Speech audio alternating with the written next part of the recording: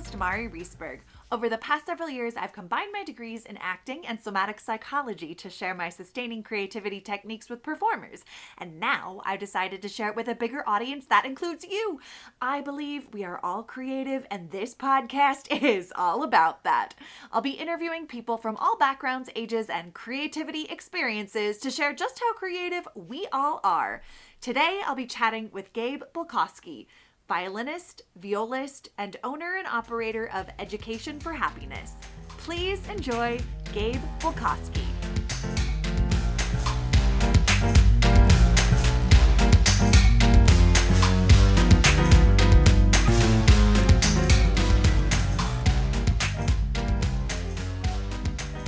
Welcome to the Sustaining Creativity Podcast. Today, I am here with Gabe Bolkosky, violinist, violist, and owner and operator of Education for Happiness. Welcome to the podcast.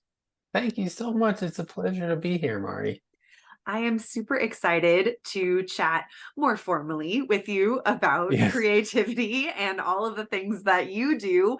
But before we get there, why don't you take a couple of minutes and let our listeners know a little bit more about who you are and what you do? Okay, well, I would primarily describe myself as a musician. I play violin and viola and have played in a number of groups. Currently, I'm playing in a string quartet called the Bayberry String Quartet with my wife and two other lovely people. And I also play in a tango group called the Oblivion Project.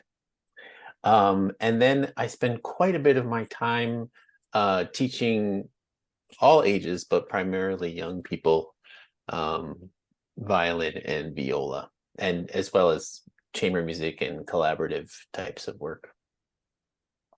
That's amazing. And I love the tango connection, and I love all of these pieces. I wonder, because your version of teaching violin and viola is a little bit different than what people may think violin and viola lessons can look like. If you wouldn't mind talking a little bit about that work so people understand a little bit more.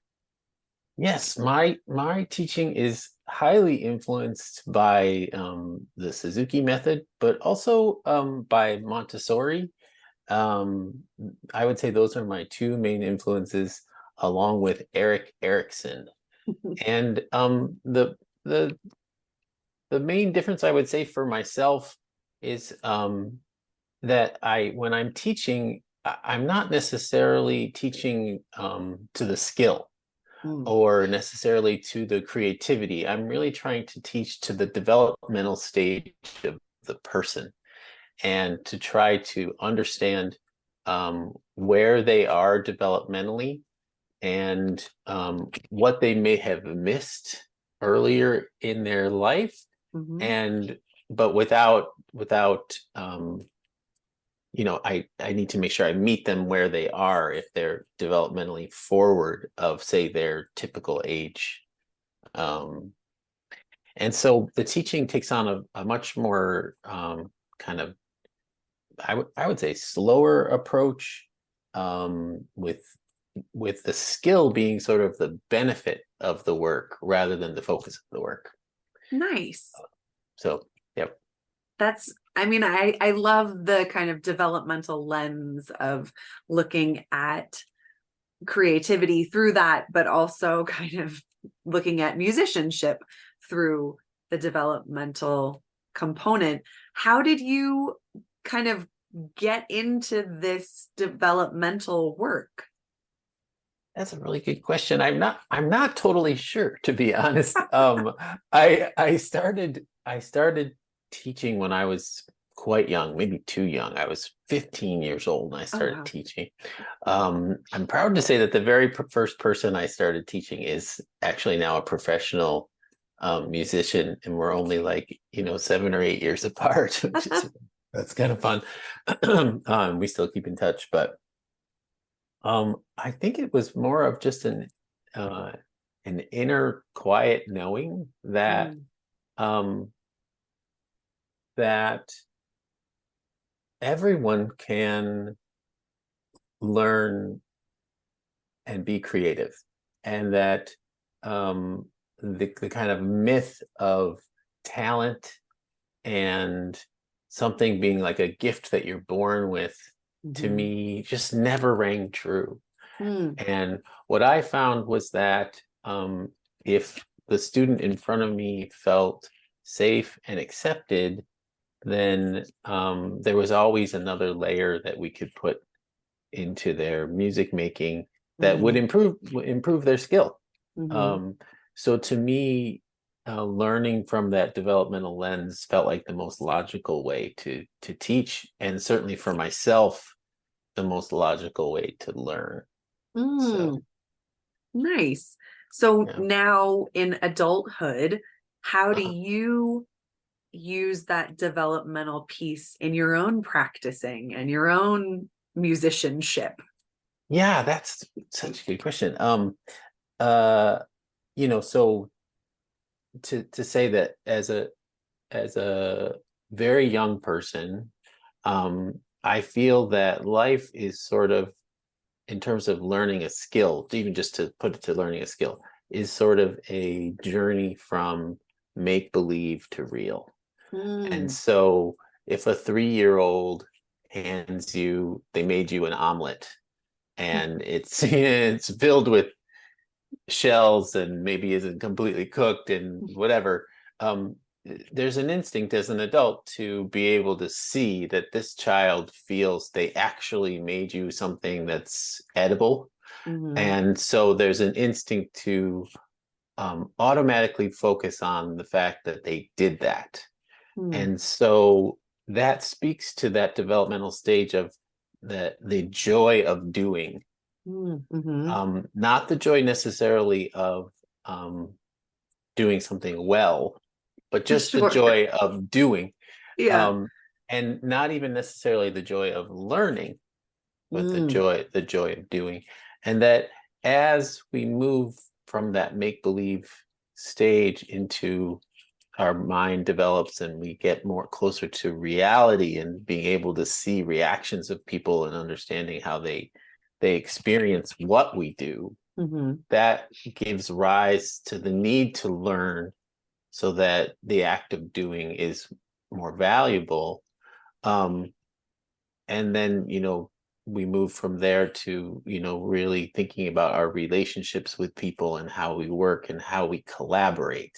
That's Mm. been sort of my journey backwards and forwards. And so for my own creativity, I try to stack those feelings, Mm. so that I remember as best I can that joy of doing, Mm-hmm. as well as the joy of learning, as well as the joy of interacting and collaborating. And so it's a practice of going back to that childhood, that inner child, I guess you could, maybe to sound cliche, but to really, like, think about and remember and cultivate that joy. Yeah. So oftentimes it means that I have to kind of set aside quality for a little while Mm. I'm working on a thing, and then gradually bring that quality in, to sort of Mm-hmm. stay in touch with the joy of doing. Mm. I love that. I feel like it speaks to the idea of kind of being an amateur and developing into a professional, Yes. and that journey of being okay being a beginner, and it not being, it being half baked versus fully baked, and then having that process support the professional musician to emerge.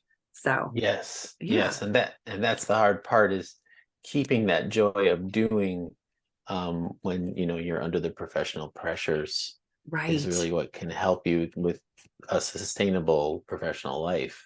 Yeah. So it's, yeah, important. Well, I this speaks so much to me, and I love all Uh, pieces, but Great. I'm so curious, what does it mean to you to be creative? Yeah, you know, that's such a broad question, that I was thinking about it a lot as I was going to be talking to you, that um, I think for me, creativity is a very what I love about it is maybe the opposite of what most people would say. For me, creativity is about bringing order to the chaos, and finding a way to take what might be random ideas and bring them into a focus Mm, through process.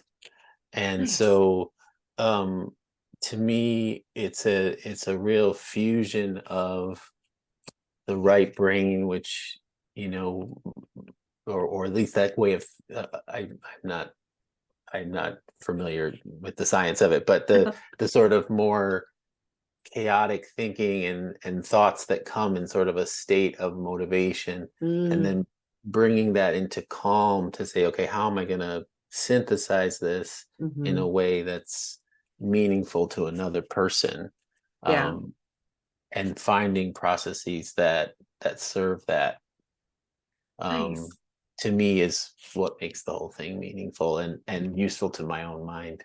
Yeah. Yeah, I love it. I mean, I love the kind of taking the chaos and bringing it into more pointed process or calm, Uh-huh. more calm space. Uh-huh. Um, Uh-huh. and I love everyone's answers to this Right. I'm question. sure you get like polar opposites of that too, So right? many different So, yeah. responses of what it means to be creative for each individual. And I really think you've kind of captured the the kind of experience of it as well as what it means. That Mhm. Mhm. I don't know, I had a visceral or image come to mind as you were talking about the chaos into the calm. Uh-huh. So Uh-huh. yeah. Yeah, it is visceral, and when it's working well, it feels like an anchor to life, Mm, that feeling of um taking something that doesn't even necessarily make sense to me, an idea that I'm having, and then mhm. taking away everything that doesn't make sense until I have something I can share. Yeah. It's very powerful. So Yeah, you just said having an anchor for yourself. I'm curious, like, what is your process of distilling maybe some of the chaos down to that anchor or that clarity? yeah, it's interesting. Most of my colleagues, well, I'll just, creativity is such a broad topic, but I'll speak to it specifically with my music making. Hmm. Um, of my colleagues, when they approach a piece of music, they do what I call kind of top down process. So they think about the person who wrote the piece, and they Hmm. think about the conditions that maybe they were in, and they think about the time period, and they think about sort of much very broad um, ideas about the work, and then slowly they distill it to more kind of my minutia, I guess you could say. Um, for me, I start from the other direction. I start from myself, and I start with and this is a daily practice. This feeling of self-acceptance, and of Hmm. being able to come to the work with a feeling of humility Hmm. and of craft. So I will sort of start with the structure of the work itself without necessarily thinking too much about the emotions behind the work or anything like that. And I build out the work that way. And over time, my sense of the emotion of the work starts to come in. Mm. So I allow myself to have sort of a less intimate relationship with the work up front, Mm-hmm. and then as my time with the piece develops, I start to find how I connect with it emotionally, and then the emotion starts to build from there. Mm. So and then eventually I do want to know more about what the composer was going through, or what might be pertinent to the expression of the work. Mm-hmm. Um, but it's sort of a reverse from what I think most of my colleagues think about. Nice. Um, so yeah, that's been, I had to sort of work that out in my late 20s to realize that that was how I think, you know. Yeah. So yeah. Yeah. And discovering that process, it sounds like, opened up other opportunities for you within the music or within being a musician. It reminded me of kind of the way actors prepare. You know, some of them are that inside out version and others are the outside in. So taking all the Yes. information and bringing it in, or taking it from the inside and bringing it out. So it made a lot of Yeah. sense Oh, when you that's were good. describing it. Yes, and acting is a great, I did a lot of theater when I was a young person, and maybe that was what influenced me, was that Mm.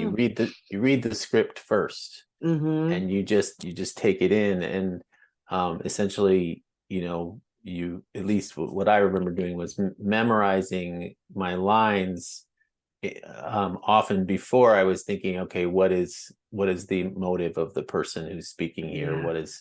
What is their, intention? I Mm-hmm. had I had to understand the text first. Uh, Yeah. so yeah. Yeah. Those different processes. Well, it sounds like you started teaching quite Mhm. early in your career and life. Yeah. But I'm curious, what is your earliest memory of being creative? Yeah. I was probably about 3 years old, and a student of my father's gave me a pair of drumsticks, Ooh. which you can imagine that my parents were probably not thrilled that I had these two sticks in my hand that were like essentially the size of me. Um, and I took one stick and put it under my chin, and took the other stick and started bowing as if I was playing a violin. And I really, you know, I really felt like I was making music, and Uh-huh. and it had an immediate response from my parents, which was, happiness. And so that was sort of my first maybe direct experience with creativity having an effect on other, like sort of that whole experience of I'm enjoying what I'm doing, and it's having an effect on other people that's positive. And um, Yeah. so yeah, I think that was probably my earliest memory. Nice. I Yeah. love that you took drumsticks, which are creative in and of themselves, and turned them into something else. Yeah, isn't that funny? Yeah. Yeah. Ah, Yeah. that's So fantastic. Were your parents musicians as well, or have the arts and music always been a part of your life? my father was an amateur jazz pianist. Oh. So there was a lot of different types of music in the house. Mm-hmm. Um, and my sister started playing, which is probably why I imitated Violinist. My sister started playing the cello about a year before I got these drumsticks. Okay. Um, and so, I was around all types of music, Mm-hmm. early on.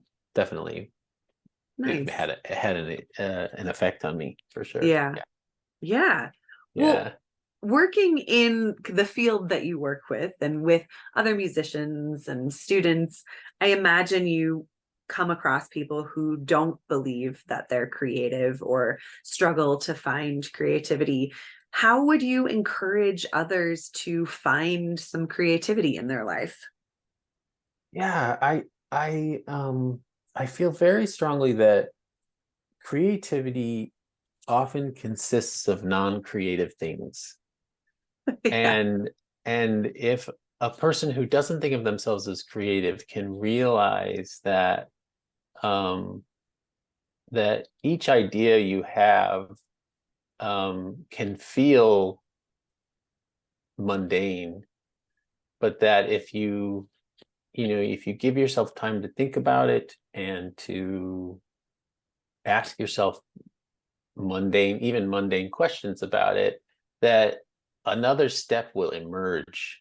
Mm, And in a sense, if you put, two mundane ideas together, you have essentially created something.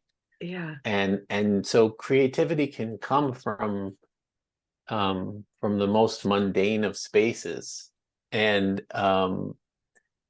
I think people think of creativity as being, like you feel like you're flying, or you feel this sense that like you've reached some other state of awareness. And I think that those sort of high states of creativity are often the results of a lot of, you know I'm overusing the word, but a lot of mundane ideas Yeah. that, I think maybe could be compared to like a runner's high. Hmm.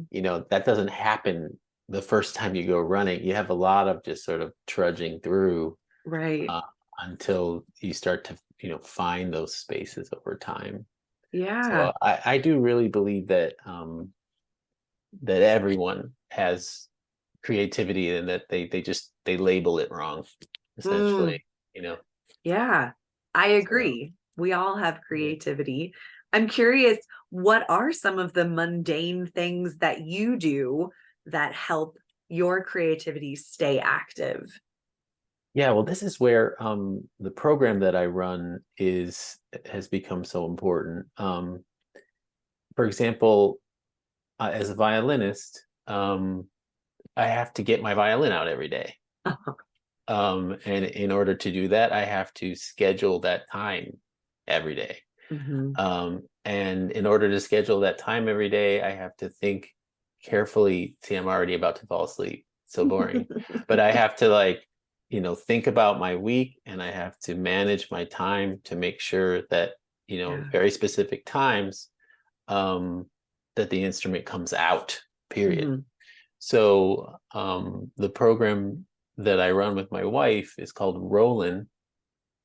We have 2 to 3 set times per day where we meet with a group of people online.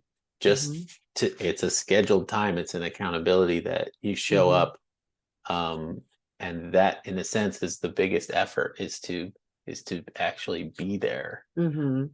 And that feels essentially like the least creative part of creativity is showing up, least creative and most important. Yeah. Um, so, that's maybe a good example of probably the least interesting part of the process is showing up. Yeah. Yeah. And the So most important, right? yeah, Least interesting yeah. and most important Least because interesting and most important. Right, yeah. right. Um, Nice. so yeah. Well, it's been such a treat to hear your journey of creativity and all the things that show up for you. I just have one last question. Yes. What does it feel like in your body to be creative? Hmm. When it all comes together, and it takes time, Yeah.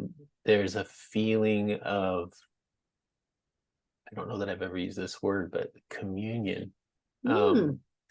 I feel connected to the people I'm playing with Hmm. in a way that goes beyond words. And I Mm. feel connected often to the composer. Hmm. Um, I feel connected to my own heart, and I feel connected to the audience. And in Mm. a sense, when all three of those happen, I'm being moved by my own creativity, Mhm. I'm sensing that I'm moving other people. And then the third thing, which is I think the hardest, I'm being moved by someone else. Mm. Um, and when it all comes together, it's quite heavenly. Yeah. Mm. So I love that. I love the three different pieces and the connection and how that manifests in your physical body and what that is. So thank you for yeah. sharing all Oh, of those pieces. my pleasure. You're so good at these interviews. Wow. That was so easy for me. Thank you. I'm so glad. If people want to learn more about the work that you do, how could they go about learning more? I have a website called educationforhappiness.org. And we also have a website called rollinpractice.com, which is where you can learn about how we help people sustain a daily practice, you know, with a preset process that we help them to use. So Nice.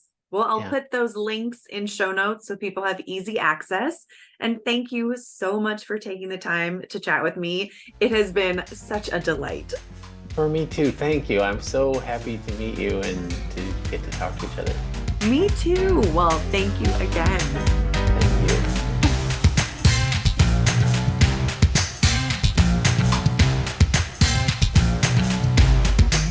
Thanks for listening to the Sustaining Creativity Podcast. We'd love to keep in touch, so follow us on Facebook and Instagram. We are at Sustaining Creativity.